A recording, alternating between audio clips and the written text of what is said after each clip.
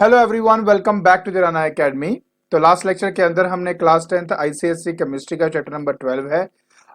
उसका जो ए पार्ट है उसके अंदर हमने ना रूल्स ऑफ नोमेनक्लेचर हमने पहले स्टडी किए थे। एंड उसके बाद उसके जो इंटेक्स क्वेश्चन थे वो मैंने डिस्कस कर लिया था। तो आज के लेक्चर के अंदर हम जो पहले पार्ट है उसका जो लास्ट टॉपिक है दैट इज आइसोमर्स उसको डिस्कस करने वाले हैं। और हाँ, ऊपर जितने भी चैनल और पेजेस आपको दिए गए हैं इनके जो लिंक्स हैं वो हमने डिस्क्रिप्शन बॉक्स में डाल दिए हैं। तो बिना कोई टाइम वेस्ट किए चलिए शुरू करते हैं।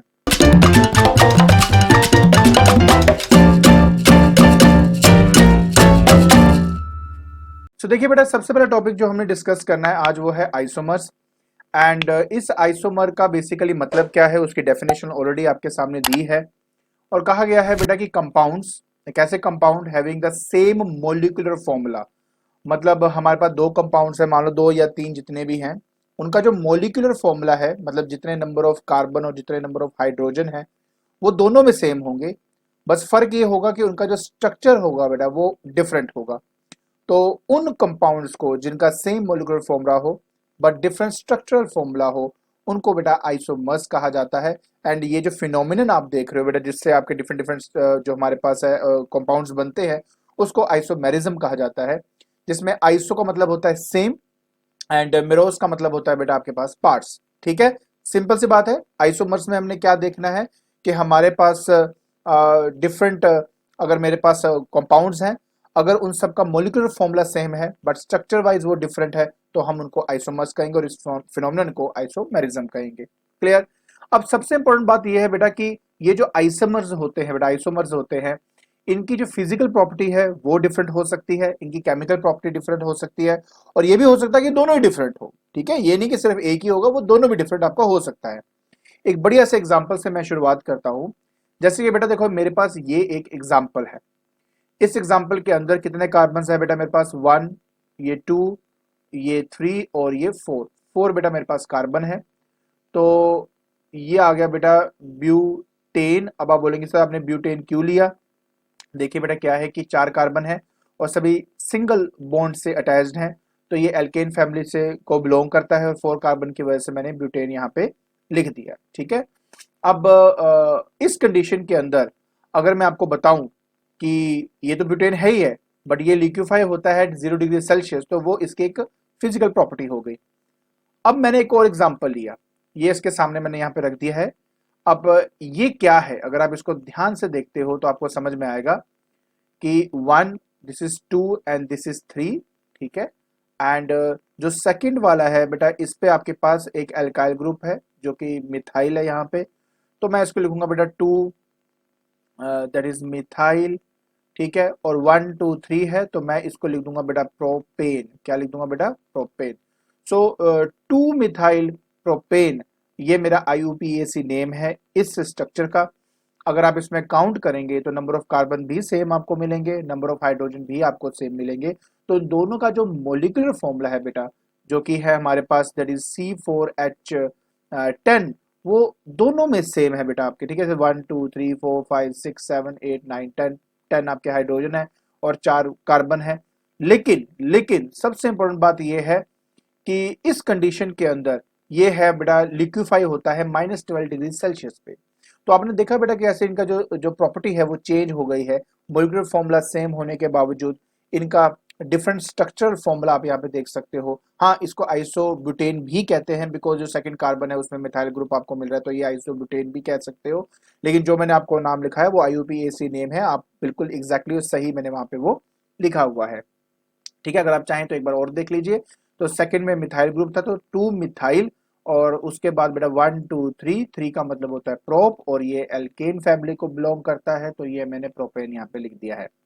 ठीक है जी। नेक्स्ट फिर आता है बेटा कि मेन टू कॉजेज है बेटा आइसोमेरिज्म के। तो सबसे पहले तो बेटा ये कॉज है कि जो हमारे एटम्स होते हैं ना वो अलग अलग पोजीशन में या अलग अलग मोड में वो लिंक्ड होते हैं किसी और के साथ। ठीक है। इसका मतलब क्या है मैं आपको अच्छे से समझाऊंगा। वैसे तो एक एग्जांपल तो अभी आपके सामने ही है, जैसे कि बेटा ये मिथेन है। अब यहाँ पे अगर आप मिथाइल बेसिकली बोलो तो वर्ड वो बेटर है। अगर देखेंगे पहले कार्बन से अटैच था, फिर वो दूसरे कार्बन के साथ लिंक कर गया आपका, ठीक है। तो ये मेरा पहला कॉज हो गया। बेटा दूसरा होता है जिसके अंदर जो हमारे एटम्स होते हैं या जो ग्रुप होता है वो स्पेस के अंदर ही ओरिएंट उनका चेंज हो जाता है। जैसे कि इसमें ना बेसिकली क्या आता है, ये सिस और ट्रांस जैसे वर्ड जो है वो बेटा इसके अंदर आ जाते हैं। जैसे कि हमारे पास दो मिथाइल ग्रुप है, मान लो ऊपर लगे हुए हैं, फिर अगले केस में एक के नीचे लगा हुआ है। तो मेरे कहने का मतलब ये है कि डिपेंडिंग अपॉन दीज टू, जब हम आइसोमर्स की बात करते हैं बेटा, आइसोमेरिज्म की बात करते हैं, तो ये हमारे दो टाइप के होते हैं। एक होता है बेटा स्ट्रक्चरल आइसोमर, जिसके अंदर जो एटम की पोजीशनिंग है उसके बेसिस पे या किस तरह से वो लिंक अटैच्ड है उनके उनके वजह से उनके नाम लिखे गए हैं। और दूसरा बेटा होता है कि उनकी ओरिएंटेशन कैसे हो जाती है स्पेस में, वो कैसे रीअरेंजमेंट होती है उनके अंदर, तो उनको स्पेस आइसोमर या ज्योमेट्रिक आइसोमर्स का नाम दिया जाता है, ठीक है। तो मैं आपको एक जनरल वे में बता देता हूं कि देखिए बेटा मेरे पास जो आइसोमेरिज्म है दो तरह के होते हैं। स्ट्रक्चरल जो आपके सिलेबस के अंदर है, स्ट्रक्चर भी आगे बेटा हमारे पास कितने होते हैं, चार टाइप के होते हैं। जैसे चेन आइसोमर हो गया, पोजीशन आइसोमर होगा, ये पोजीशन वाली बात भी आपको अच्छे से समझाऊंगा। फंक्शनल हो गया, मेटामेरिज्म हो गया। अब इसमें फंक्शनल और मेटामेरिज्म आपके सिलेबस में नहीं है, तो इसलिए हम ये दो नहीं पढ़ेंगे, हम चेन एंड पोजीशन को ही स्टडी करेंगे। और दूसरा बेटा आपका स्टीरियो आइसोमर, जो मैं सेकंड वाला बताया था, जो स्पेस आइसोमर है, ठीक है। अब इसका जो एग्जांपल है बेटा ऑफ कोर्स अभी आपको नहीं समझ में आएगा क्योंकि सिस ट्रांस जैसी चीजें आपको नहीं पता, बट हायर क्लासेस के अंदर ऑफ कोर्स मैं आपको ये अच्छे से समझाऊंगा ये क्या चीजें होती हैं। तो अभी हमने बात करनी बेटा स्ट्रक्चरल आइसोमेरिज्म की, उसमें हमने दो पढ़ने हैं, चेन एंड पोजीशन। तो सबसे पहले हम जो है अपना चेन आइसोमेरिज्म जो है इसको स्टडी कर लेते हैं। अब इसमें क्या क्या बोलता है थोड़ा ध्यान से पढ़ते हैं बेटा। कहते हैं व्हेन टू और मोर कंपाउंड्स, ठीक है, have a similar molecular formula. देखिए ये तो मैंने आपको पहले बता दें कि मोलिकुलर फॉर्मूला तो सेम ही होता है, ठीक है। बट इसमें जो कार्बन एटम्स होते हैं ना बेटा, उनकी अरेंजमेंट डिफरेंट होती है। जैसे कि अगर वो स्ट्रेट चेन है तो वो ब्रांच चेन भी बन सकते हैं आपके।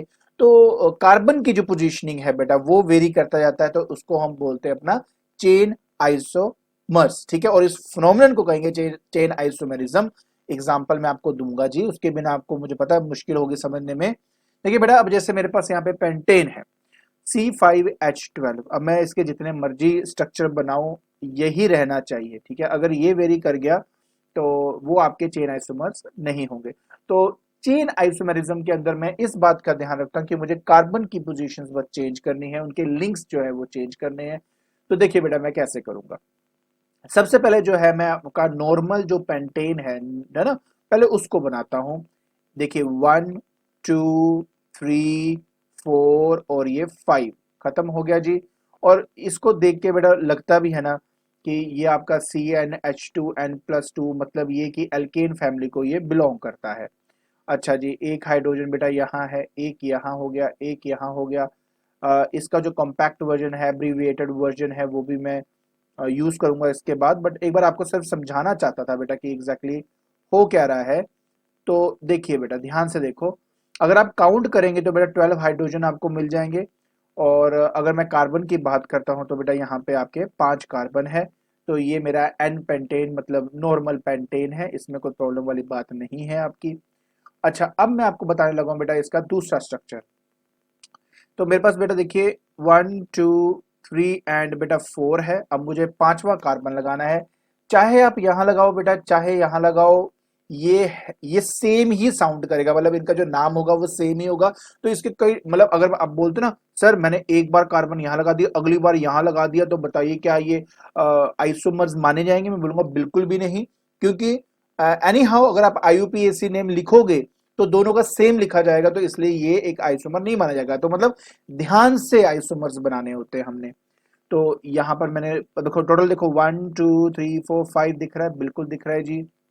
अच्छा इसके बाद बेटा मैं आपके लिए जिस सिर्फ मतलब ताकि ऐसे इलेबोरेट नहीं कर रहा, आप चाहे तो ऐसे बनाकर अच्छे से बना सकते हो, सिर्फ आपको दिखाने के लिए फटाफट मैं कर रहा हूँ। तो बेटा यहाँ पर भी CH3 आ जाएगा, आपको पता ही है CH2 होगा बेटा, यहाँ पर भी CH2 होगा और यहाँ पर बेटा CH3 आपके पास होगा। अच्छा बात आई है तो इसकी नेमिंग कैसे करेंगे? याद है अल्काइल ग्रुप का छोटा नंबर होना चाहिए। तो 1 2 3 एंड 4 लगा दिया बेटा। इस कंडीशन के अंदर जो मेरा मिथाइल है वो सेकंड कार्बन पर लाई कर रहा है, ठीक है। सिर्फ इसी वजह से बेटा इसको कहेंगे हम अपना 2 मिथाइल, क्योंकि दूसरे पे है ना 2 मिथाइल, क्या बेटा ये बन गया ब्यूटेन। तो बेटा इस तरीके से आप इसका आईयूपीएसी नेम लिखेंगे। क्लियर? उसी तरह बेटा अगर आप CH3 को मान लो अगर यहां पे ले आते तो मेरे जो नंबरिंग थी वो यहां से करता, तो 1 2 3 4 हो जाता, तो भी आंसर बेटा मेरे पास 2 मिथाइल ब्यूटेन ही बनता। तो याद रखें बेटा कि अगर मैं इसका देखने का तरीका अगर चेंज करूं, दैट डजंट मीन कि बेटा वो एक आइसोमर बन जाएगा। आइसोमर होने के लिए एक तो आपका जो मॉलिक्यूलर फॉर्मूला है वो आपका सेम होना चाहिए। दूसरी सबसे बड़ी बात है कि उनका आईयूपीएसी जो नेम है वो सेम नहीं होना चाहिए, इस बात का आपने ध्यान रखना है। इसके अलावा बेटा एक और बन सकता है, चलिए मैं आपको फटाफट वो भी बना के दिखा देता हूं। अब केस आपको पता ही है बेटा, अब यहां पर 5 मुझे लेने थे बेटा, 1 2 मैंने 3 कर दिया। क्या किया कि एक कार्बन ऊपर लगा दिया, एक कार्बन बेटा मैंने यहां लगा दिया। ठीक है, अब ऐसे कंडीशन को अगर आप ध्यान से देखोगे तो अभी 5 पूरे कंप्लीट लगेंगे आपको। ये CH3, ये CH3, ये आपका ये अंदर नहीं आएगा, इसमें नहीं आएगा क्योंकि 4 इसके जो वैलेंसीज हैं बेटा वो फुलफिल हो चुके, तो इसको मैं कुछ नहीं करूंगा। इसके अलावा CH3 बेटा यहाँ आ गया, इसके अलावा बेटा CH3 यहाँ आ गया। ठीक है जी, अब मुझे इनकी नेमिंग करनी है। ये 1 हो गया, ये 2 हो गया, ये 3 हो गया, और 2 पे बेटा मुझे दिख ही रहा है कि दो जो हैं हमारे मिथाइल के जो ग्रुप्स है वो लगे हुए हैं, तो मैं क्या नाम लिखूंगा बेटा, आपको अच्छी तरह जानते हो, 2 डाई मिथाइल, और 1 2 3, तो ये आ गया बेटा आपका प्रोपेन। तो बेटा इस तरीके से आप इसको करेंगे। बाकी मैंने एक बार आपको प्रॉपर्ली यहाँ पे दिखा दिया है, आप यहाँ पे देख सकते हो कि किस तरीके से बेटा मैंने आपको ये करके दिखाया। क्लियर हो गया? ओके, तो ये था बेटा हमारे पास चेन आइसोमर। अब हम बात करेंगे इसकी बेटा पोजीशन आइसोमर की। पोजीशन आइसोमर किसको कहते हैं बेटा, थोड़ा हम इसको पहले रीड कर लेते हैं, साथ साथ समझ लेते हैं। कहते हैं कि व्हेन 2 और मोर कंपाउंड, दो और मतलब दो हो या उससे ज्यादा कंपाउंड्स हो जिनका सेम मॉलिक्यूलर फॉर्मूला हो, बट जो उनके सब्स्टिट्यूएंट एटम्स होते हैं या उनके जो फंक्शनल ग्रुप होते हैं जो भी कार्बन एटम पे लगाए जाते हैं उनकी डिफरेंट डिफरेंट पोजीशन होती है। पहले वाले केस में क्या था कि कार्बन की पोजीशन चेंज होती थी, यहां पर कार्बन पर अटैच हुए जो हमारे पास सब्स्टिट्यूएंट एटम्स है या फंक्शन जो ग्रुप्स हैं उनकी पोजीशन को बेटा चेंज किया जाता है। ऐसे मेरे पास दो बहुत अच्छे एग्जाम्पल हैं। पहले अगर मैं एग्जाम्पल की बात करता हूं तो मैं बात करता हूं बेटा ब्यूटाइन की। ठीक है, मैं इसकी बात कर लेता हूं। तो इस केस में क्या होगा बेटा आपके पास, दैट इज ब्यूट का मतलब होता है 4, तो C4 that is H6, right. C4 H नहीं, 4 टू द 8 माइनस, हाँ 6 बेटा ये हमारे पास बनेगा। एंड इस कंडीशन में हम क्या क्या करेंगे, देखिए ध्यान से बताता हूँ बेटा। तो ये देखिए, सबसे पहले मैंने क्या किया, ये आपके लिए मैंने यहाँ पे बना दिया है।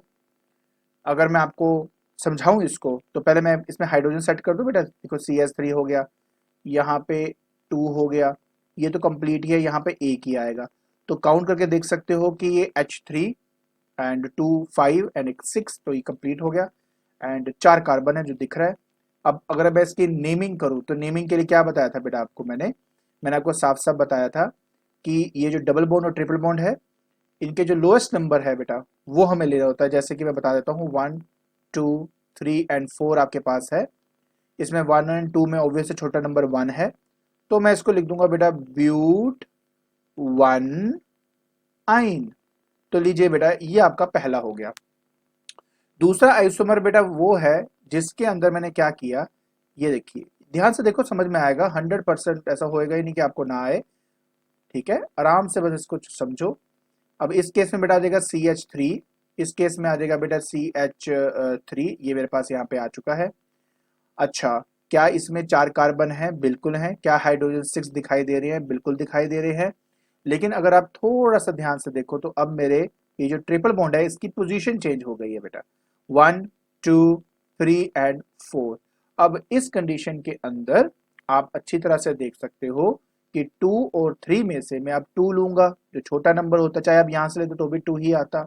तो ये बन जाएगा बेटा आपका ब्यूट 2 आइन। सो मेरे कहने का मतलब है कि देख सकते हो आप कैसे बेटा इसकी जो पोजीशन है वो चेंज हुई है, इसलिए बेटा इसको पोजीशन आइसोमर्स कहा जाता है। चलिए मैं एक और अच्छा आपको एग्जांपल देता हूँ, डोंट वरी, मैंने बड़े अच्छे अच्छे एग्जांपल रखे हैं आपके लिए, एक और अच्छा सा एग्जांपल देता हूँ। पहले मैं इसको मिटा लेता हूँ, ठीक है। अब बेटा हमने यहाँ पे रखना है दूसरा एग्जाम्पल कीटोन ग्रुप का रख लेते हैं। जैसे कि मान लेते हैं, देखिए ये है 1 2 3 4 और ये 5, ठीक है। मैंने क्या किया, सबसे पहले ये देखिए यहाँ पे मैंने कीटोन ग्रुप लगा दिया। अच्छा इसके साथ एक और बना दूं साथ के साथ ही, देखो ये देखिए, ये देखिए, अब इस केस में मैंने यहां लगा दिया, 2 दिख रहे हैं। अच्छा किसी का मन करता है सर मैं एक इधर लगा दूंगा, मैं आपके लिए लगा रहा हूं बट ऐसा पॉसिबल नहीं, मैं वो दिखा देता हूं कि क्यों नहीं मैं ये बात मानता। देखिए अब ये वाला और ये वाला दोनों एक ही चीज है, डिफरेंट नहीं है। जैसे मैं आपको पिछले वाले में बता रहा था, अगर मैं नंबरिंग दूंगा तो 1 2 3 इधर से दूंगा, इस केस में 1 2 3 मैं इधर से दूंगा, तो सेम नाम है। तो जिनका सेम बेटा IUPAC नेम होता है उनको हम मतलब उनमें से एक ही लेते हैं, ऑफ कोर्स दूसरा हम नहीं कंसिडर करते। अच्छा अब 1 आपको पता है कि जो कीटोन ग्रुप है उसको लोएस्ट नंबर मिलना चाहिए, तो हम यहां से लिखेंगे 3 4 5, क्योंकि अगर यहां से लिखता हूं तो 1 2 3 फोर्थ नंबर पे आता है, यहाँ पे 2 नंबर पे आ रहा है, तो मैं ये लिखूंगा। तो अच्छा आपके लिए मैं इसके हाइड्रोजन्स कंप्लीट कर देता हूँ, ये अगर CH3 कार्बन के बेटा 4 बॉन्ड कंप्लीट है, यहाँ पे बेटा 2 आ जाएगा, यहाँ पे 2 आ जाएगा और यहाँ पे बेटा 3 आएगा, ठीक है। ये आपके पास यहाँ पे आ गया। अच्छा तो क्या लिखूंगा, ऑफ कोर्स बेटा ये हमारा दैट इज पेन टे और 2 ओन है बेटा, तो दैट्स इट, खत्म हो गया। ये हमने पहले भी किया हुआ बेटा, ठीक है। तो इट्स पेंटेन, ई कट के बेटा ONE लग जाता है, तो सेकंड ग्रुप में है ना, तो इसलिए बेटा इसका आ जाएगा, ठीक है। This is pentane. चलिए अब हम बात करते हैं बेटा इसकी, इस कंडीशन में अगर मैं दूंगा तो बेटा यहां से लूं चाहे यहां से लूं एक ही बात है, क्योंकि सेंटर में है, तो 1 2 3 4 एंड 5। तो अब बाकी अब हाइड्रोजन तो आप कंप्लीट कर ही सकते हो, अब आपको तो अच्छी तरह समझ में आ ही गया है। तो बस इसमें आएगा बेटा पेंटेन 3 ओन, दैट्स इट। अब देख सकते हो कि फंक्शनल ग्रुप की यहाँ पे जो पोजीशन है वो चेंज किया हो, तो ये दोनों क्या है बेटा पोजीशन आइसोमर्स माने जाएंगे। आई होप आपको ये जो आइसोमेरिज्म है ये अच्छी तरह समझ में आ गया होगा, ठीक है। तो आज के लेक्चर के अंदर बेटा हमने स्टडी किया आइसोमर्स के बारे में। आई होप आपको ये जो डिफरेंट टाइप्स है ये समझ में आ गए होंगे, जो आपके सिलेबस के अंदर अंदर है मैंने वो आपको यहाँ पे समझा दी हैं। आई होप आपको ये वीडियो पसंद आई होगी, और अगर आपको मेरी वीडियो पसंद आ रही है तो please like it, share it and subscribe it. आज के लिए बस इतना ही, थैंक यू सो मच।